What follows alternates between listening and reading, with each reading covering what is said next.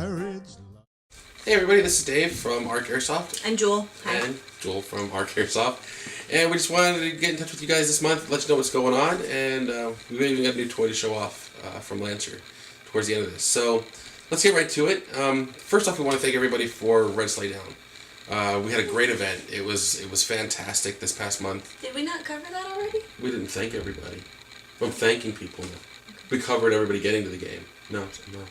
No, I mean like in our last video. We didn't cover it in our last video. We didn't cover it, thank you, in our last video, because this is our last video since the last video. It's been that long? We're horrible hosts. And yes, we sir. really should have done this a lot sooner. So we did want to thank everybody. We ended up with an entire tub of food for Second Harvest Food Bank, which was fantastic. And we also had a really good game.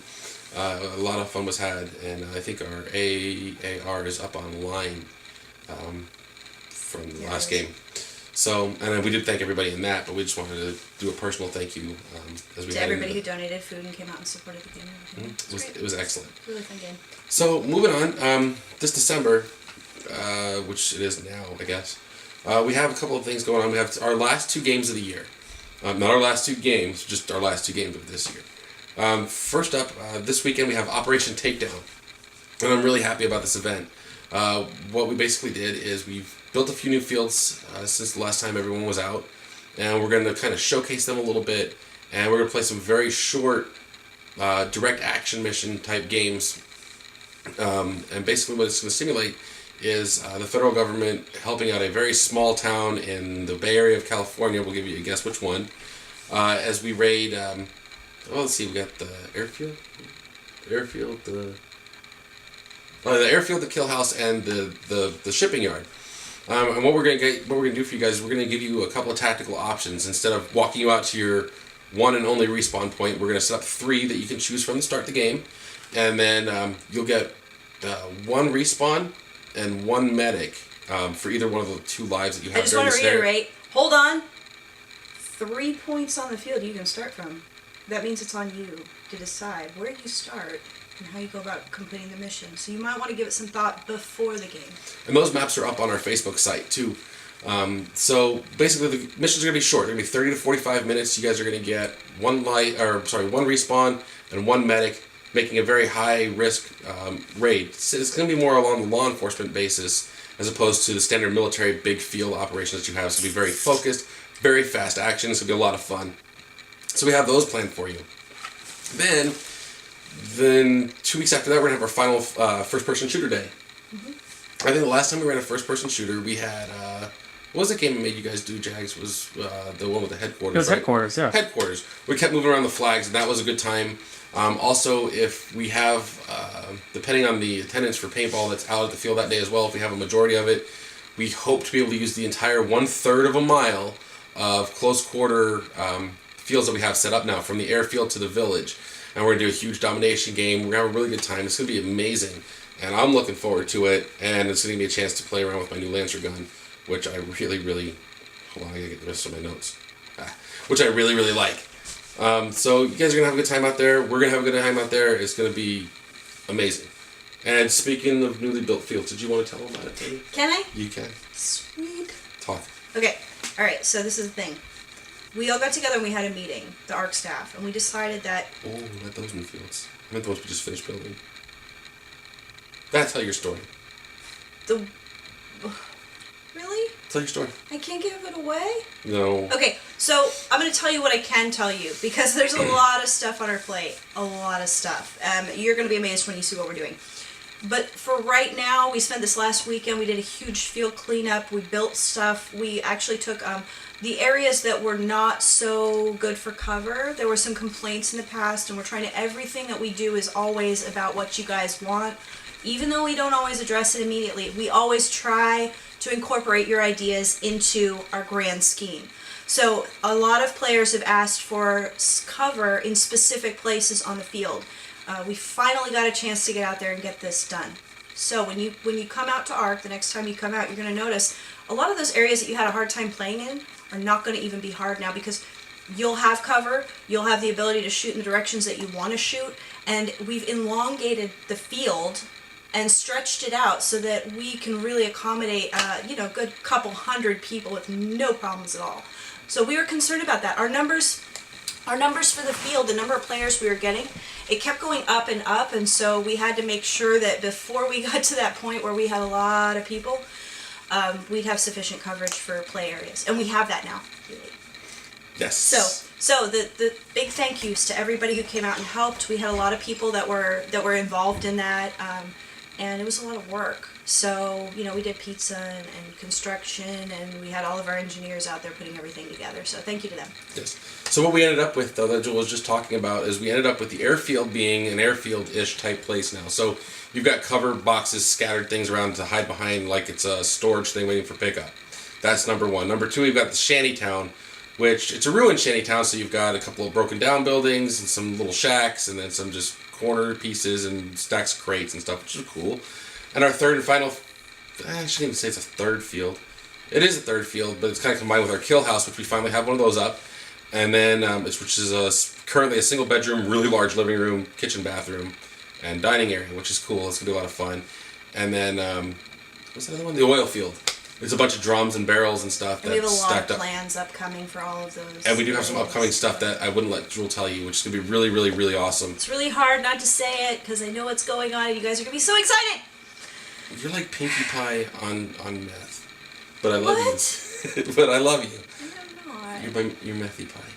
So we also have Don't public service announcements. Don't do drugs. so We never have and we never will. But so coming up to though, we have for our next SAS series after this one with Op Takedown, we're gonna do something based on before everybody moans and groans. We're gonna do something based on Call of Duty Ghosts. Now, what that means is Call of Duty's always had a really great storyline, and we're gonna do something along those lines where it's very fast, very dynamic, save the world type of hero stuff. It's gonna be really cool. You guys are gonna have a really fun time with it. And then we're going to take the FPS games that we have, our first-person shooter games, and we're going to do something we haven't done before. And what we're going to do to see who wins the overall campaign for SAS for the next 3 months... Oh, yeah, that's funny, the power surge. Alright, so what we're going to do to see the overall winner for that scenario series, we're actually going to tie in the first-person shooter games. So if you guys don't like the special Airsoft scenarios or SAS games, but you love to run and gun, the first-person shooter games are for you, but you can still contribute to the overall victory for the storyline. And vice versa. If you really like going to the Milsim games, but you don't like too much the skirmish games, that's still going to, again, it's going to contribute to the overall victory. And it's going to be a lot of fun, and we're going to put the promo stuff up for that probably by the end of the month, I'm thinking, huh, Jags? Yeah, about there, we yeah. should do that. Alright. That's what we're going to do. And then next up we have our training classes. Some of you noticed that this week, or actually today, I put up something mentioning that we were going to start doing training classes, and we are. But there's going to be different varieties, and I've already been asked about it before online, and you can look at the Facebook conversation if you want to. But essentially we're going to have some that are for law enforcement and military only. And this, just so I can explain why, is simply because there are some military tactics in CQB, there are some law enforcement tactics in CQB that are not safe and are not usable on the airsoft field, so that's why we're not teaching that. If anyone has any questions as to why, I'd be more than happy to go into it in depth at another time. But we are offering the airsofters. We are going to offer CQB and MOUT courses. We are going to offer tactical courses for moving through the woods and movement to contact and cover fire and all that great stuff that's going to up your game. And we've done these in the past, and we've had, it's always been a private training session, but we're actually going to make it so that the private sessions that we did in the past, we're going to open that up to the public and let some more people come in and work with us. So if you're interested in learning some new skills, you want to pick up some tips, tricks, things that will work really well on the field, that would be a great time to contact us. Let us know that you want to come to the training days. We'll let you in. And for the training classes for Airsoft, I mean, we have a lot of veteran Airsoft players that have been around the sport for a while, and we also have some military veterans, myself, Paul, Mike Asuma, we're all ex-military, and we'll go over some of that stuff, but it's adapted to Airsoft before anyone worries about it that might be too intense or not. We're also going to open up our facilities for movies and TV, I guess, what companies? For filming, and for companies that want to learn how to do that so that their movies don't look like total garbage when the guys run around corners like this. Because that's just ridiculous to me, and I always get mad. So that's what we're going to be doing for training. And that'll be coming up very soon. Oh, and the other thing too, myself and a couple of the staff members will be getting NRA trained as well, so we'll be offering live firearms courses. Not at ARC because you can't use live firearms at ARC, but we will be doing those training and instructor courses. If you guys are interested, we'll let you know more about that. And that pretty much covers what's coming up for ARC, through December and then a little bit into next year. And then the other thing too, real quick, I did mention at the beginning of the video that we did get a new toy from Lancer to play around with, and it's the Lancer Tactical Assault Plate Carrier. And I like this a lot. It's a little lighter than the vest I used for the Call of Duty loadout that you guys saw. That was kind of a heavier vest. This one's lightened up, doesn't have the emergency pull strap, but it has some really cool features. Then you've got 5 of the double M4 pouches. And these work great for Thunder Beast if you only want to carry, say, 7 magazines like I do. This is similar to a real loadout. So I've got my 2 grenades. I'll have my 6 mags plus 1 in the gun. And I've also got a pouch over here on the side for my admin stuff, my dead bag, extra BBs. I am a gear hoard.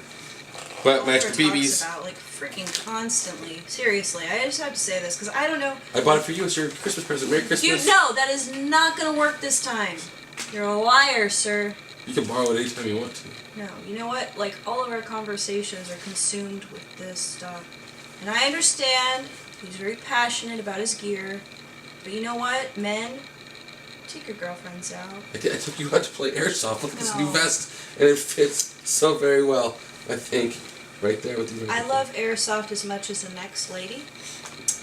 But I'm just going to say that this does not take the place of a real relationship. But so if I put flowers, what if you can put your flowers they give you in here, and a new ring can go in there, and a necklace. This is my I'm not a nude face. And a necklace in there, and then what if I wrapped new car keys in one of these?